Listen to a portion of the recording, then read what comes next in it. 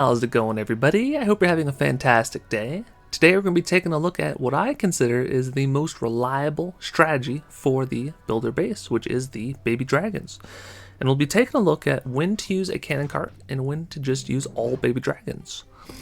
So we're taking a look at a very interesting base layout. Typically on the first base layout you'll see the 3 archer towers and the air expo and maybe a firecracker or 2 with the air bombs, usually the roaster.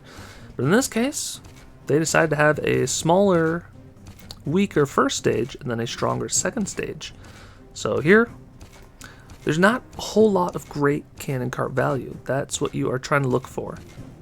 If there is the lava launcher, and especially if there's a ground expo in combination, pretty much a no-go for the cannon cart. You definitely want to use the cannon cart if you can find a portion of the base that you can take out. And if you can take out the Tesla or the air bombs, I think those are a must if you're going to use a cannon cart. Then if you can get the air expo as well with a cannon cart, that's even better. But if you can't get any of those, just bring in all baby dragons, just slam the base.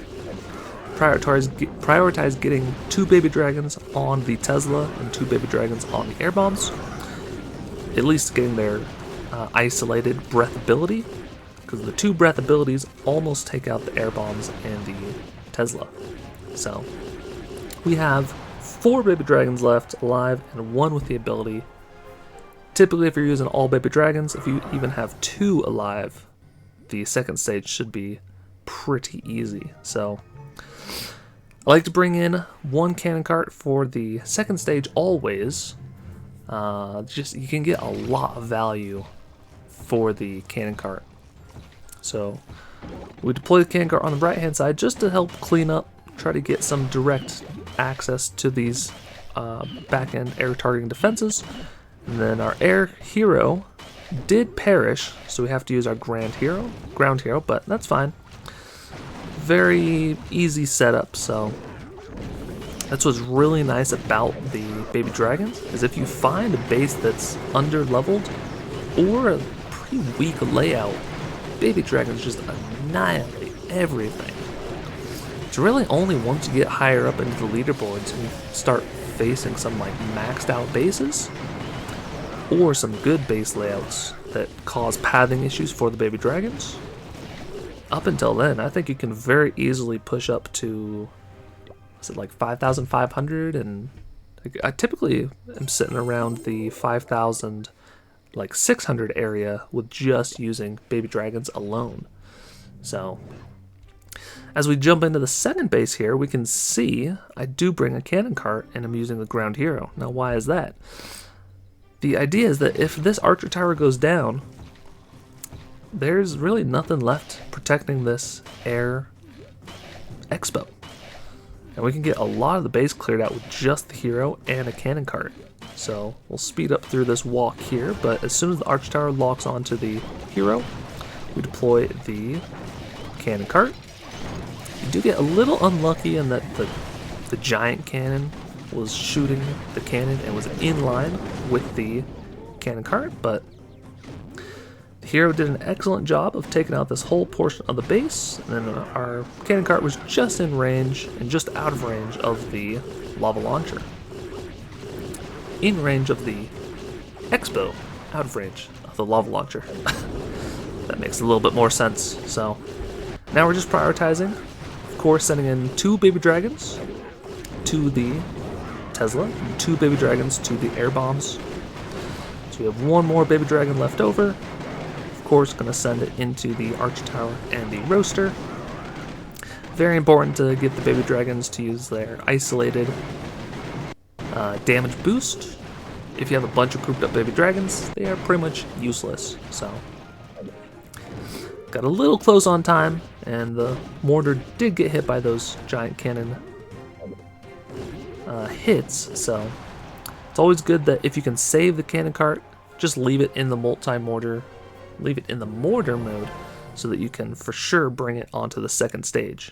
Because a lot of times the health of the cannon cart doesn't really matter. I mean, it might hit a bomb, but a lot of times if you just put it in a weird spot, it's not going to be hitting any traps. and you can at least just start clearing out some of the base. So for the second stage, I always like to target at least one of the firecrackers that's kind of isolated with the air hero.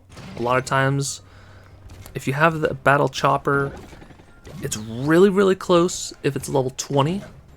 A lot of times if it's level 15, it'll lose to the firecracker if there's some defense or some trash buildings in front of it. I've been finding now that at level 25 and now 26, the battle chopper wins taking out the trash buildings and the firecracker. And if it's a maxed out firecracker, it is really close at level 26. So it's probably not close at all at level 30. And then of course maxed out at 35, probably no issue at all. You might be able to take out 2 air targeting defenses. So here we placed the cannon cart kind of in a weird spot in front of the double cannon, but it is within range of 2 firecrackers, which is perfect. So now we really only have to worry about these bottom firecrackers, and of course any Teslas that pop up. So we do get a sneaky Tesla, takes out our cannon cart unfortunately, but the cannon cart was able to take out the trash buildings, so there is a direct line to these air targeting defenses. So this auto outpost was a little bit higher level, so 4 Zappies popped out. So we had to save Baby Dragon Breath ability for those Zappies. Those Zappies just deal way too much damage. It is crazy. So it's kind of close here. Of course, only the level 26 battle chopper, so higher level would have no issue at all. But we were able to take out this base. So hopefully this video showcases when to use a cannon cart with the baby dragons and when not to, and which bases are ideal targets for using baby dragons. If you enjoyed the video, make sure to like and subscribe, helps me out a bunch. And if you want to keep on watching, there are some more videos on the screen. Until next time, take care.